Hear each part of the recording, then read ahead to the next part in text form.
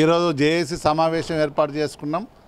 206 సంఘాలతోని క్షేత్రస్థాయిలో జిల్లాలో ఉద్యోగుల పరిస్థితి చాలామంది చెప్పిన సందర్భంలో చాలామంది ఉద్యోగులు ఇలా నిరాశ నిస్పృహలతో ఉన్నారు.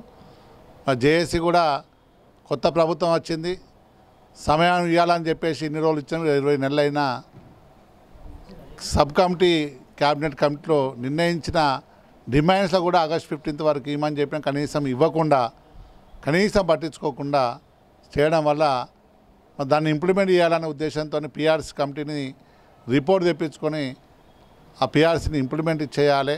పెండింగ్ బిల్స్ కూడా 700 కోట్లు కొడుతున్నప్పుడు ఇది మూడో నెల 2100 కోట్లు కొట్టవలసిన బాధ్యత ప్రభుత్వం పైన, అది కొట్టలేదు. హెల్త్ కార్డు కూడా జియో 186ను ఇంప్లిమెంట్ చేస్తామని చెప్పారు.